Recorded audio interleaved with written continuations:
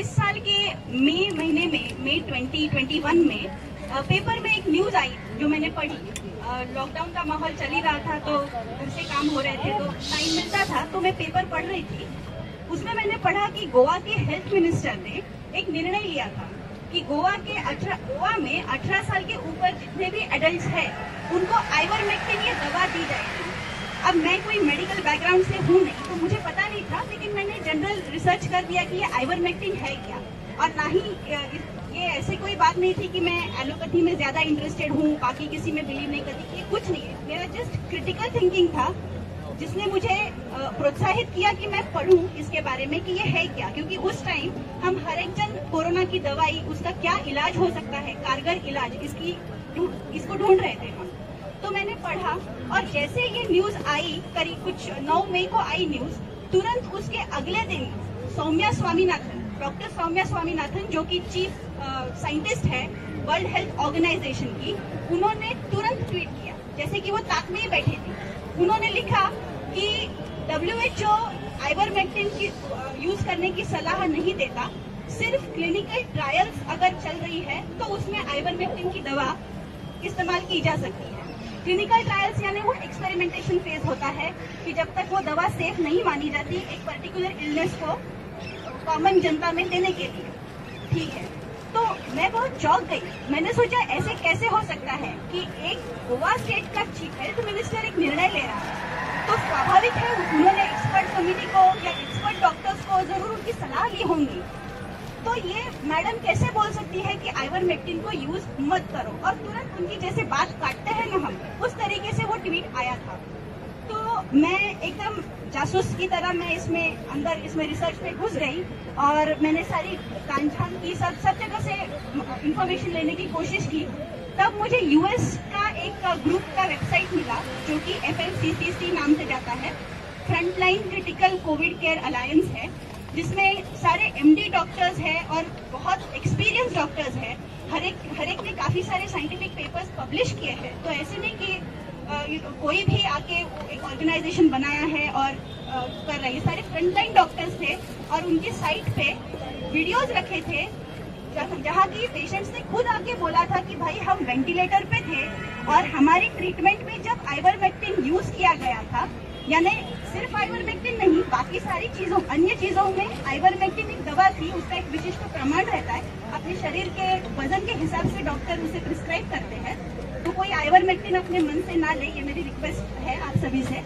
तो करके मैंने ये सब पढ़ा तो मैं और चौकन्ना हो गई। मैंने बोला ये डॉक्टर सौम्या स्वामीनाथन एक डॉक्टर है, ये भी सारे डॉक्टर्स हैं जो कि बहुत क्वालिफाइड डॉक्टर्स हैं, आज कोविड को ट्रीट कर रहे हैं। मुझे नहीं लगता डॉक्टर सौम्या स्वामीनाथन WHO के स्विट्जरलैंड के AC ऑफिस में बैठ के कोविड पेशेंट्स को ट्रीट कर रही है, बिल्कुल नहीं कर रही है।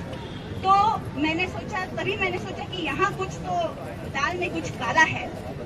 तो मुझे ये पता चला कि आइवरमेक्टिन ये जो दवा है, ये आज इस पे कोई पेटेंट नहीं है, तो ये बहुत चीप रेट में मिल जाती है। तब मैंने सोचा अच्छा, तो यहाँ पे इनका पानी जम रहा है, मतलब इनको ये नहीं चाहिए, इनको भारी प्राइसी चीप, एकदम बहुत सारी महंगी दवाइयाँ बेचनी है। ये नहीं चाहते कि चीप दवा किसी को पता चले और लोग उसे खा के ठीक हो जाए या बीमार ही ना हो जाए, क्योंकि इनका आगे तो वैक्सीन रोल आउट का प्लान था, 1 नहीं 2 वैक्सीन, बूस्टर डोज, ये सबके प्लान थे। तब हमने तय कर लिया, मैंने नीलेश जी से डिस्कस किया कि देखिए ये मैंने मेरे स्टडीज में ये पाया है, तो इसमें हम क्या कर सकते हैं। हमारे देशवासियों की जान का सवाल है, क्योंकि अगर हमारी गवर्नमेंट्स WHO को ब्लाइंडली फॉलो करने लगी या इनकी दबाव में आने लगे तो हमारे देशवासियों की जान खतरे में जाएगी और जाने चली जाएगी। तब हमने तय किया जी हाँ, अब यही सही समय है, इसको डॉक्टर सौम्या स्वामीनाथन को हमें लीगल नोटिस देनी चाहिए। और उसी वक्त हमने 25 मई को लीगल नोटिस सर्व किया। अब वो लीगल नोटिस जैसे उन तक पहुंचा, 2 दिन में उन्होंने वो ट्विटर से डिलीट कर दिया।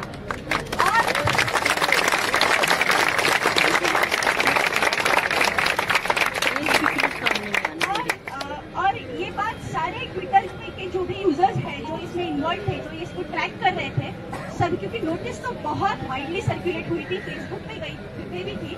उस वक्त मेरा खुद ट्विटर पे अकाउंट नहीं था, मैं सोशल मीडिया पे काफी कम प्लेटफॉर्म्स पे हूँ, तो मुझे जानकारियाँ मिली कि भाई आपका नोटिस बहुत घूम रहा है। तो मैंने बोला अच्छा, तो ठीक है कुछ देखना पड़ेगा। तो मैंने मेरे जो सहकारी ऑफिस में है उनसे जानकारी ली, तो लिटरली वो नोटिस सर पे लेके वर्ल्ड वाइड लोग नाचे। अब इस बात का हमें तो बहुत खुशी हुई कि हमारा काम जो है वो सराहा जा रहा है और इस वक्त ये इसका वैल्यूएबल है ये काम।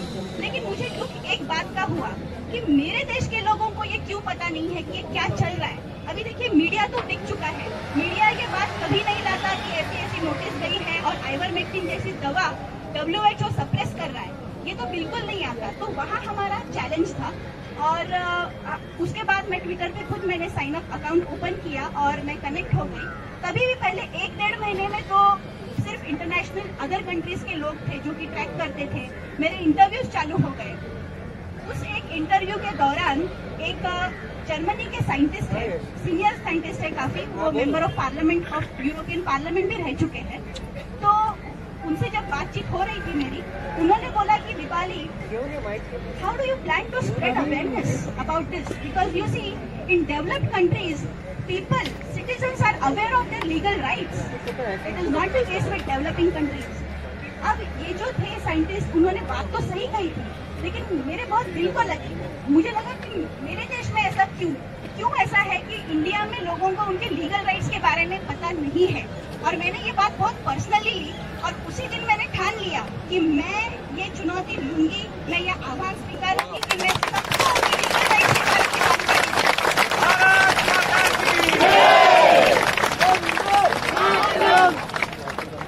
और एक बात ऐसी है कि मैं उस टाइम मैं बहुत प्रे करती थी, मैं और नीलेश जी प्रे करते थे कि देखिए मीडिया तो बहुत बिक चुका है, हमारी आवाज पहुंचेगी नहीं, तो क्या करें, हमें लाइट माइंडेड लोग चाहिए। हमें ये जरूर पता था कि हर एक कोने में लोग हैं जो कि विजिलेंट है और इसके बारे में जानकारी रखते हैं, लेकिन उनसे जुड़ेंगे कैसे। और जो ओम शांति ओम पिक्चर में जो डायलॉग है कि अगर किस चीज को आप बहुत शिद्दत से चाहो तो सारी कायनात उसे मिलाने में आपको मदद करेगी। तो ऐसे ही कुछ हुआ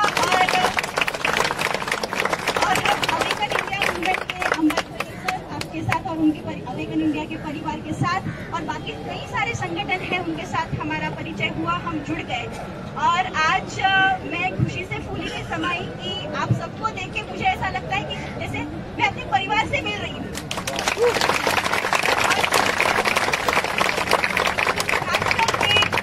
लॉकडाउन जबकि हमको अपने लोगों के साथ इन्होंने तोड़ा और बहुत पूरी तरह से कोशिश की कि हम आपस में एक दूसरे को सस्पिशन से करें कि भाई कोई बताएगा कि मैं तुम्हारे घर आ रही हूँ तो सामने से आएगा, अरे नहीं हम नहीं अभी बाहर है, क्योंकि वायरस से डर गए थे। और इसमें इनका ये षड्यंत्र काफी अच्छा चला क्योंकि ये भय का दहशत का वातावरण इन्होंने बहुत अच्छी तरह से निर्माण किया था। तो आज मैं बहुत खुश हूँ कि मतलब मैं लास्ट 18 मंथ्स में मैं इतने बड़े परिवार के बीच में मैं रही भी नहीं हूँ, देखा भी नहीं है, तो मैं बता नहीं सकती, मुझे बहुत खुशी है। अब मैं थोड़ी बात ये वैक्सीन के बारे में बताना चाहूंगी। अब क्या हुआ है, ये दहशत और इसके वातावरण की वजह से हम थोड़ा हमारा क्रिटिकल थिंकिंग भूल चुके हैं। मैं आपको बोलूं, ये वैक्सीन करके बोल तो रहे हैं लेकिन ये वैक्सीन है नहीं, ये इंजेक्शन है। आप बाहर के देशों में न्यूज आइटम्स वीडियो देखो, ये उनको जैब्स बोलते हैं, इंजेक्शन बोलते हैं ये लोग इसको, ये वैक्सीन है नहीं। क्यों? क्योंकि वैक्सीन अगर आप उसकी साइंटिफिक डेफिनेशन परिभाषा में देखो तो वैक्सीन अगर लग जाती है तो आपको इम्यूनिटी आनी चाहिए। जैसे अगर समझो कोई एक डिजीज है, उसका वैक्सीन लगने के बाद इम्यूनिटी आने से आपको वो डिजीज कभी नहीं होता। और आज आप देख रहे हैं कि इनका भंडाफोड़ हो गया है। जिन्होंने पहली डोज लगवाई है, दूसरी डोज लगवाई है, उनको कोरोना हो रहा है, वो हॉस्पिटल में भर्ती हो रहे हैं। और आप अगर विदेश में कैसा है, डेटा कंपाइलेशन बहुत अच्छे तरीके से हो रहा है। अपने इधर वहाँ सब डामाडोल है, कोई वैक्सीन इंजुरीज का डेटा नहीं गैदर हो रहा है, वैक्सीन डेथ्स का डेटा नहीं गैदर हो रहा है, मीडिया उसको सप्रेस कर रही है, तो हमें पता नहीं चल रहा है कि एग्जैक्टली हो क्या रहा है। Coming back to my point, these are injections because after taking a vaccine you are never required to take it again. अब इन्होंने तो अपनी नैरेटिव चेंज कर ली, बहुत अच्छे तरीके से चेंज कर ली। सबसे पहले तो इनका मुझे षड्यंत्र का मतलब मैं सस्पिशियस तब हो गई थी जब इन्होंने पहले लॉकडाउन लगा के हमें एक ही नैरेटिव लगाई कि भाई वैक्सीन का इंतजार करो। क्यों? हमें वायरल फीवर होता है, कुछ छोटे मोटे हम बीमार पड़ते हैं, तो क्या हम हर एक चीज में वैक्सीन लेते हैं? नहीं, हम अपने डॉक्टर के पास जाते हैं, आयुर्वेदिक हो, एलोपैथी हो, और उससे हम दवाइयाँ लेते हैं। तो ये कौन ठहरा है कि वैक्सीन ही इस इसका इलाज है, ये सबसे बड़ा प्रश्न था। और अब वैक्सीन आने के बाद ये किसने ठहराया कि एक नहीं 2 डोज लगेंगे। अब इनका तो ये भी नहीं तय होता कि 2 वैक्सीन डोज के बीच में गैप कितना होना चाहिए। तो भी कोई बोलेगा 2 हफ्ते का रखो, कोई बोलेगा 90 दिन का रखो। इसे ही तो कहते हैं ना एक्सपेरिमेंटल वैक्सीन।